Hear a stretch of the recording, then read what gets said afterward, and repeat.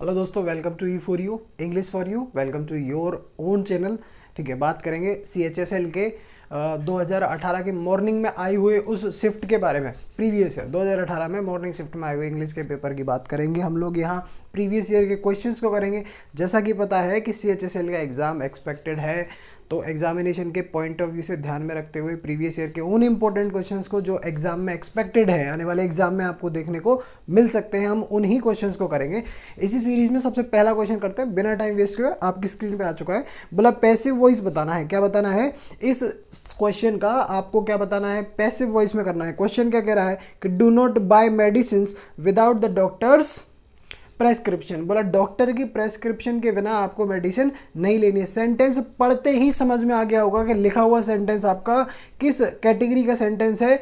जी हाँ, बिल्कुल imperative sentence है। इंपेरेटिव सेंटेंसेस को किस तरह से पैसिव वॉइस में चेंज किया जाता है? ठीक है सर, शुड के साथ, मतलब मॉडल लगा करके, should, could, may, might, models के साथ हम इंपेरेटिव सेंटेंसेस को पैसिवली लिखते हैं। तो ऑप्शन नंबर डी इसका आंसर होगा कि medicines should be bought without medicines shouldn't be bought. ठीक है, डी ऑप्शन आपका करेक्ट हो जाएगा, without the doctor's prescription. Okay sir, अगला क्वेश्चन स्क्रीन पर लगा दीजिए। ठीक है, नेक्स्ट क्वेश्चन आपका है कि एट डैगर्स डॉन लिखे हुए आपका इसका एट डैगर्स डॉन, इसका आपको बताना है ईडियमेटिक मीनिंग क्या है इसका, ईडियम्स में इसका मतलब क्या होता है। तो एट डैगर्स डॉन बोले या इसी का सिनोनियम ईडियम में बोलूं, क्या बोलूं? सिनोनियम ईडियम। एक बार, कई बार ऐसा होता है कि एक ईडियम का दूसरे ईडियम एक दूसरे सिनोनियम मीनिंग देते हैं। बोला एट लॉगर हेड, सुना होगा आपने कि एट लॉगर हेड बोले या एट डैगर्स डॉन बोले, दोनों का सेम मीनिंग होता है। बोला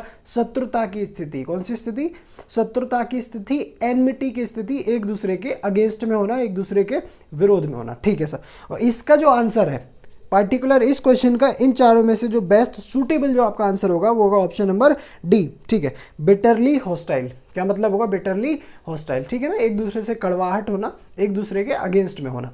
एट लॉगर हेड्स बोले या एट डैगर्स डॉन बोले, एक ही बात है। ठीक, अब इस एट डैगर्स डॉन का एक मीनिंग और निकलता है सर। क्या मीनिंग निकलता है? वो जो इसका एक और मीनिंग निकलता है वो होता है कि to talk in a reckless manner. बोला किसी से किस तरीके से बात करना, रेकलेस मैनर मतलब वाहियात, खराब तरीके से बात करना, बेढंगे तरीके से बात करना। ठीक है ना, बेढंगे तरीके से किसी से बात करना भी होता है एट डैगर्स डॉन। ठीक है, एक और मीनिंग अगर इसी ईडियम का आपको एग्जाम में कोई और दे दिया जाए, बोला एक और कि to misuse someone's wealth. To misuse someone's wealth, बोला किसी की संपत्ति का मिसयूज करना भी होता है एट डैगर्स डॉन। ठीक है, तीनों मीनिंग समझ में आ गए होंगे।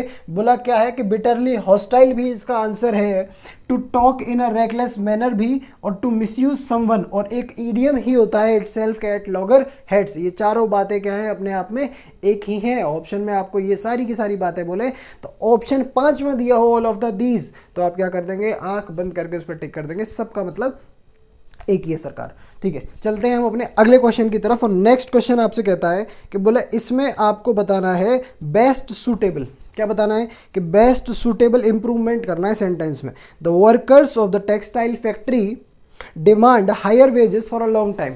फॉर अ लॉन्ग मतलब बड़ा काफ़ी लंबे समय से जो फैक्ट्री के जो वर्कर्स हैं वो क्या डिमांड कर रहे हैं कि बोले हमारे वेजेस को, जो हमारी तनख्वाह है उसको क्या कर दिया जाए, उसको बढ़ा दिया जाए। काफ़ी लंबे समय से डिमांड कर रहे हैं। क्वेश्चन को गौर से अगर आप देखेंगे तो ऐसा कौन सा सेंटेंस है जिसमें टाइम के साथ, जिसमें सिंस और फॉर के साथ, किसके साथ? जिसमें सिंस और फॉर के साथ टाइम दिया जाता है। बिल्कुल आपके दिल से आवाज़ आ रही होगी, बोला सर ये तो हम परफेक्ट कॉन्टिन्यूस के स्ट्रक्चर में लिखते हैं। ऐसा किस स्ट्रक्चर में? परफेक्ट कॉन्टिन्यूस के स्ट्रक्चर में। तो इस सेंटेंस को किस में लिखा जाना चाहिए था? प्रेजेंट परफेक्ट कॉन्टिन्यूस में। ऑप्शन नंबर बी इसका आंसर होगा, हैव बीन डिमांडिंग। क्या हो जाना चाहिए? Have been demanding. काफ़ी लंबे समय से डिमांड करते आ रहे हैं। और परफेक्ट कॉन्टिन्यूस कहता भी ये है कि पास्ट में शुरू हुए ऐसे एक्शंस जो अब भी कंटिन्यू हैं। कौन से? पास्ट में शुरू हुए ऐसे एक्शंस जो अब भी कंटिन्यू हैं। किस सेंटेंस में लिखे जाते हैं? प्रेजेंट परफेक्ट कॉन्टिन्यूस, मतलब परफेक्ट कॉन्टिन्यूस में लिखे जाते हैं, चाहे वो किसी भी कैटेगरी का हो सकता है। ठीक है, इसी के साथ बढ़ते हैं अब अपने अगले क्वेश्चन की तरफ। जी सर, बिल्कुल अगला क्वेश्चन आपकी स्क्रीन पे है, to play ducks and drakes. क्या है? To play ducks and drakes. बिल्कुल इसका मीनिंग बताना है आपको। इसका मतलब होता है to use recklessly. To play ducks and drakes का मतलब किसी भी सामान का, किसी भी वस्तु का, किसी भी थिंग का आपको यूज करना कैसे?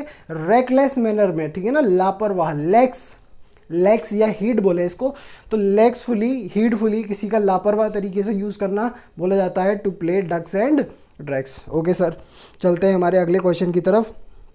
बिल्कुल आपकी स्क्रीन पे आ चुका है और इसमें आपको बताना है कि जो अंडरलाइन पोर्शन है, कौन सा? जो अंडरलाइन पोर्शन है उसमें क्या आप इंप्रूवमेंट कर सकते हैं। बिल्कुल, तो आपकी स्क्रीन पे आपको देखने को मिल रहा होगा कि इफ़ यू पार्क, क्या दिया हुआ है कि if you park your car here, अगर आप अपनी कार यहाँ पार्क करते हैं तो आपको क्या करना पड़ जाएगा? आपको फाइन देना पड़ जाएगा। ठीक है, लिखा हुआ सेंटेंस, जो क्वेश्चन है ये किस कैटेगरी से है? कि बोला सर ये कंडीशनल सेंटेंस है। कौन सा है? Conditional sentence. आप चैनल की प्लेलिस्ट में जाकर के आप देखेंगे तो कंडीशनल सेंटेंस की आपको अलग से सेपरेट वीडियो मिल जाएगी, जिसमें 4 तरीके के कंडीशनल सेंटेंस के जो स्ट्रक्चर होते हैं वो आपको मिल जाएंगे। अच्छा, यहाँ मैं बता दूं कि कंडीशनल सेंटेंस होते क्या है, कि बोला इफ़ दिया होगा और उसके साथ एक आपको कंडीशन गिवन होगी। क्या दी होगी? कंडीशन। फिर उसी कंडीशन का आपको रिजल्ट दिया रहेगा। क्या दिया रहेगा? रिजल्ट। तो बोले क्वेश्चन कंडीशन क्या कहता है कि अगर गिवन कंडीशन, अगर क्वेश्चन के अंदर गिवन कंडीशन आपकी प्रेजेंट किस टेंस की है? प्रेजेंट इंडेफिनिट की आपकी कंडीशन है, तो जो आपका रिजल्ट बनेगा वो किस कंडीशन का बनेगा? फ्यूचर इंडेफिनिट का। बोले कितनी सी बात कि इफ़ के बाद अगर कंडीशन आपको प्रेजेंट इंडेफिनिट टेंस की देता है तो उसके बाद जो आप रिजल्ट बनाओगे वो किस कैटेगरी का बनाओगे?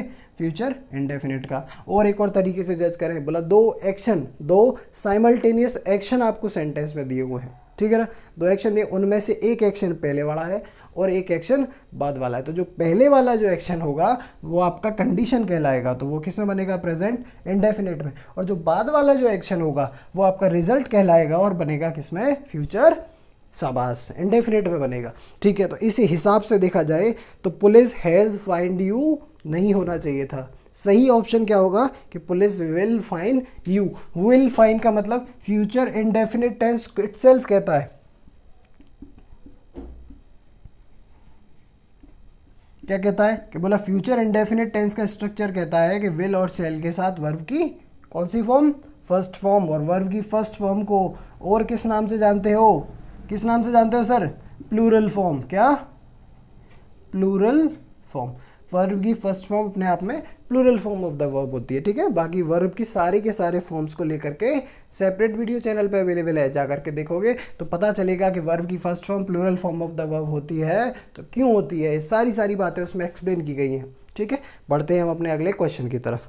अगला क्वेश्चन क्या कहता है कि बोले सिनोनियम बताना है आपको गिवन वर्ड का। क्या बताना है कि जो गिवन वर्ड दे रखा है क्रोनिक, आपकी स्क्रीन पे आ रहा है, क्रोनिक का आपको क्या बताना है? सिनोनियम।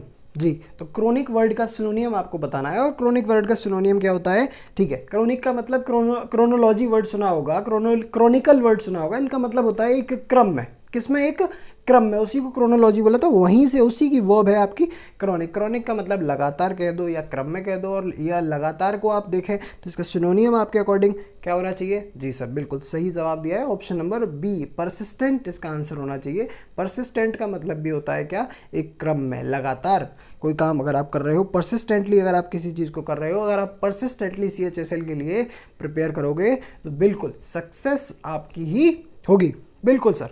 अगला क्वेश्चन आपकी स्क्रीन पे देखने को मिल रहा है आपको कि आपको बताना है 1 वर्ड सब्स्टिट्यूशन। और बोला किसका?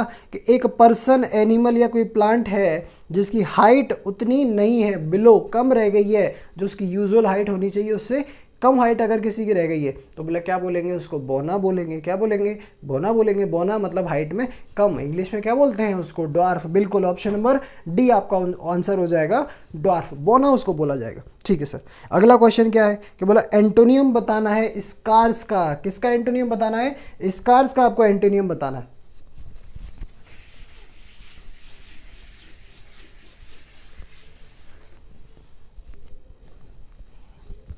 एक वर्ड सुना होगा आपने, एक वर्ड सुना होगा, स्कार्सिटी। क्या सुना होगा? स्कारसिटी। इसका मतलब होता है किसी चीज़ में कमी, मतलब किसी चीज़ में कोई चीज़ कम है, स्कारसिटी कम मात्रा में है, या किसी चीज़ में अचानक कोई कमी आ गई है तो बोला स्कारसिटी बोलते हैं। वहीं से वर्ब है आपकी स्कारसिटी, स्कार्स का मतलब कहीं ना कहीं कमी की बात हो रही है। इसका जो अपोजिट बनेगा, स्कारसिटी बोलो या स्कार्स बोलो, तो इसका जो आप एंटोनियम जो बनाओगे वो बनाओगे प्लांटीफुल। प्लेंटीफुल मतलब एबंडेंस, किसी चीज़ का प्रचुर मात्रा में होना, किसी चीज़ का कितना होना, प्रचुर मात्रा में होना। स्कार्स मतलब किसी चीज़ का कम मात्रा में होना, उसी का अपोजिट क्या, प्लेंटीफुल लिखोगे। ऑप्शन नंबर आपका D, option number D answer हो जाएगा। प्लेंटीफुल किसी चीज़ का आपके पास एक्सेसिव अमाउंट में होना, ज़्यादा मात्रा में होना। ओके सर, अगला वर्ड देखो आप, इसका सिनोनियम बताना है आपको। कोर्स, क्या वर्ड है, कोर्स। कोर्स का मतलब किसी काम को प्रेशर दे करके, प्रेशराइज करके कोई काम आपको कराना है, उसको कोर्स बोला जाता है। ठीक है sir, next question. Next question में आपको एंटोनियम बताना है फिर से एक्सपेंशन का। किसका सर, एक्सपेंशन का आप एंटोनियम बताओ। तो एक्सपेंशन का मतलब किसी चीज़ का फैलना होता है, और उसी का एंटोनियम जब हम बात करेंगे तो क्या हो जाएगा सर, बिल्कुल ऑप्शन नंबर डी आपका आंसर हो जाएगा, कंप्रेशन। Expansion, compression. क्लियर, ठीक है। चलते हैं अगले क्वेश्चन की तरफ। अगला वाला क्वेश्चन कहता है आपसे कि ग्रामेटिकल एरर बताना है आपको इस क्वेश्चन में। क्वेश्चन को थोड़ा सा ध्यान से पढ़ोगे। ग्रामेटिकल एरर, सेंटेंस खुद बोलता है, बोला यहाँ एरर है, देखना पड़ता है। क्वेश्चन क्या कह रहा है कि बोले साइक्लोन इडाई जो आया था उसमें एटलीस्ट 157 पीपल, कहाँ के, जिम्बाब्वे के और मार्किबी के, ठीक है, इतने लोगों उसने मार दिए थे। आगे बात करें कि although it tore across southern Africa, बोला ये बढ़ के चला गया था कहाँ तक, साउदर्न अफ्रीका तक ये एक्सटेंड हुआ था। उसने क्या किया था, 157 लोग मारे थे। तो एज, ऑल्दो नहीं लगाओगे, यद्यपि मीनिंग नहीं लगाओगे, एज क्या करोगे, option number A, option number A, although को आप रिप्लेस कर दोगे किसके साथ, एज के साथ आप इसको रिप्लेस कर देंगे। ठीक है सर, अगला क्वेश्चन देखें आप। रोंगली स्पेल्ट वर्ड बताना है। 4 वर्ड दे रखे हैं, exploit, explode, explicit and expire. देख पा रहे होंगे आप, इन चारों में से आपको रोंगली स्पेल्ट बताना है। तो wrongly spelt option number A है। किसका, किसका आंसर, एक्सप्लॉइट का, EXPLOIT, सिर्फ इतनी, इसके लास्ट में ई नहीं होता है, इतनी ही आपकी स्पेलिंग है, EXPLOIT। ठीक है, अगला नेक्स्ट क्वेश्चन आपकी स्क्रीन पे आ रहा है। ठीक है सर, इसका आपको बताना है कि अराउंड 60 बैंड्स इन कलरफुल, अराउंड 60 बैंड्स इन कलरफुल। कलरफुल में क्या बोले, कलरफुल आपका क्या होगा, ड्रेसिंग होगा, कलरफुल आपका क्लॉथिंग होगा, कलरफुल या आपका कॉस्ट्यूम होगा। बिल्कुल, जो आपका कॉस्ट्यूम होगा वो कलरफुल होगा। क्या होगा, जो भी आपका कॉस्ट्यूम है वो कलरफुल है। ऑप्शन नंबर डी आपका आंसर हो जाएगा। Okay sir, next question. Next question आपकी स्क्रीन पे आ रहा होगा, इसे मैं हटा देता हूं तब तक।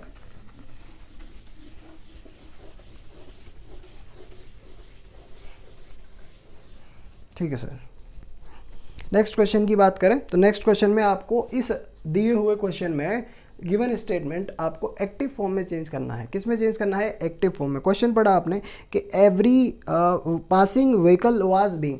आपने एक चीज़ नोटिस की सर कि इसमें वाज दे रखा है और वाज के साथ बीइंग दे रखा है। क्या दे रखा है, वाज के साथ बीइंग। सीधी सी बात है, ये आपका पैसिव वॉइस का स्ट्रक्चर है। किस टेंस का पैसिव वॉइस है कि ये आपका पास्ट कॉन्टिन्यूस का कोई टेंस रहा होगा। बोला किसका, पास्ट कॉन्टिन्यूस का कोई टेंस रहा होगा एक्टिव वॉइस में, जिसको आपने चेंज करके बनाया था पैसिव वॉइस में वाज के साथ बीइंग। वाज बीइंग लगता है पास्ट कॉन्टिन्यूस के स्ट्रक्चर में। तो बोला एक्टिव वॉइस का स्ट्रक्चर आपका कौन से टेंस का होना चाहिए, पास्ट कॉन्टिन्यूस का। और पास्ट कॉन्टिन्यूस का इन चारों में सिर्फ एक ही ऑप्शन है, इन चारों में सिर्फ एक ऑप्शन है जो आपका पास्ट कॉन्टिन्यूस का स्ट्रक्चर है। आपको बाकी के ऑप्शंस पढ़ने भी नहीं है, डायरेक्ट अप्रोच होनी चाहिए। बोला वाज बीइंग दे रखा है पैसिव वॉइस में, तो एक्टिव वॉइस में आप स्ट्रक्चर किसको फॉलो करेंगे, पास्ट कॉन्टिन्यूस आपको फाइंड आउट करना है। आपका ऑप्शन नंबर सी आंसर हो जाएगा। ठीक है सर, ओके, बढ़ते हैं अगले क्वेश्चन की तरफ। ठीक, नेक्स्ट क्वेश्चन आपकी स्क्रीन पे है।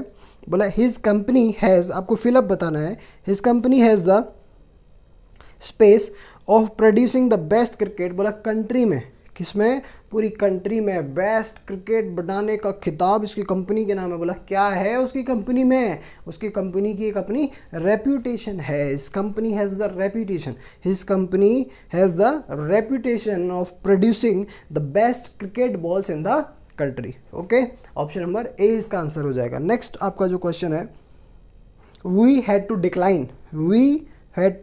Decline several orders. हमें सेवरल ऑर्डर्स जो हैं उनको क्या करना पड़ेगा? डिक्लाइन करना पड़ेगा, कैंसिल करना पड़ेगा, कम करना पड़ेगा। बोला क्या है? इन केस, किस केस में? जब प्रोडक्शन वाज हेल्ड अप, जब प्रोडक्शन को हेल्ड अप कर दिया हो, कॉल्ड ऑफ कर दिया हो, रोक दिया हो।